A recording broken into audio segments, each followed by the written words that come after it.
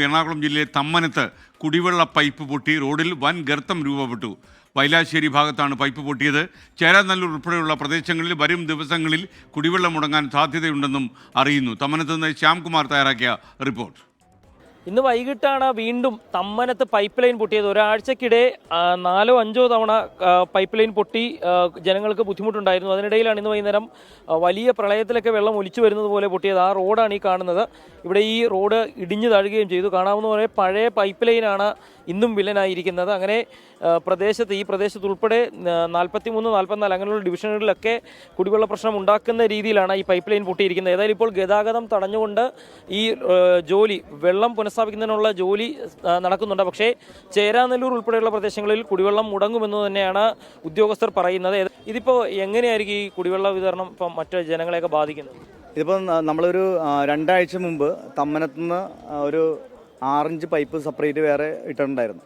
അപ്പോൾ അതിൽ നിന്നാണ് ഈ പൈപ്പിന് പകരം അതിൽ നിന്നാണ് ഈ പ്രദേശങ്ങളിലെല്ലാം കണക്ട് ചെയ്തുകൊണ്ടിരിക്കുന്നത്. 43-ാം ഡിവിഷനിലും 44-ാം ഡിവിഷനിലും അതിൽ നിന്നാണ് കണക്ട് ചെയ്തിരിക്കുന്നത്. അപ്പോൾ ഉദ്യോഗസ്ഥന്മാർ പറയുന്നത് അതുകൊണ്ട് ഈ പ്രദേശങ്ങളിൽ ചില സ്ഥലങ്ങളിൽ ഒഴിച്ച് വെള്ളത്തിന് വലിയ ക്ഷാമം ഉണ്ടാവില്ലെന്നാണ് പറയുന്നത്. പക്ഷേ ചേരാനല്ലൂർ പോലുള്ള പ്രദേശങ്ങളിൽ ഈ ബ്രഹ്മോ പൈപ്പിൽ നിന്നാണ് ലൈൻ പോയിക്കൊണ്ടിരിക്കുന്നത്. അപ്പോൾ അതുകൊണ്ട് തന്നെ ആ പ്രദേശങ്ങളിൽ കുടിവെള്ളത്തിന് ക്ഷാമം ഉണ്ടാവും എന്നുള്ളതാണ് നമുക്കറിയാൻ കഴിഞ്ഞിട്ടുള്ളത്. ഈ പൈപ്പ് ലൈൻ ഇപ്പം പൊട്ടലൊരു തുടർക്കഥയായിട്ടുണ്ടോ? അതിപ്പോൾ 7 മാസത്തിനിടയ്ക്ക് 5ാമത്തെ പ്രാവശ്യമാണ് ഈ ബ്രഹ്മോ പൈപ്പ് പൊട്ടുന്നത്.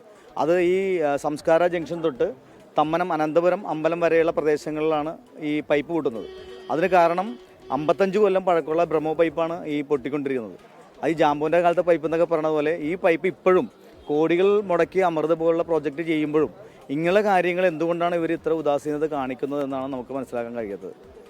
ഏതായാലും നാട്ടുകാരുടെയും ജനപ്രതിനിധികളുടെയൊക്കെ ചോദ്യം അതാണ്. ജാമ്പവാന്റെ കാലത്തുള്ള പൈപ്പ് അതെന്തുകൊണ്ട് മാറ്റുന്നില്ല എന്നുള്ളൊരു ചോദ്യം ഉയരുന്നുണ്ട്. പക്ഷേ ഏതായാലും ജനങ്ങൾ ബുദ്ധിമുട്ടുമെന്നുള്ള കാര്യം ഉറപ്പാണ്. ഈ പ്രദേശങ്ങളിൽ ഈ പണി പൂർത്തിയായ ശേഷം പുതിയ പൈപ്പ് സ്ഥാപിച്ചത് കണക്ട് ചെയ്യുന്നത് വരെ ഏതായാലും ചില പ്രദേശങ്ങളിൽ കുടിവെള്ളത്തിന് ബുദ്ധിമുട്ടുണ്ടാകും. ആ രീതിയിലുള്ള വെള്ളത്തിൻ്റെ പാച്ചിലാണ് ഇന്ന് വൈകുന്നേരം ഉണ്ടായിരുന്നത്. ഏതായാലും എത്രയും വേഗം കൊച്ചിയിൽ മുടങ്ങിയ സ്ഥലങ്ങളിലൊക്കെ കുടിവെള്ളം കിട്ടുമെന്ന് പ്രതീക്ഷിക്കുക മാത്രമാണ് നമുക്കും ചെയ്യാനാകുന്നത്. നിഖിലിനൊപ്പം ശ്യാംകുമാർ, 24 കൊച്ചി.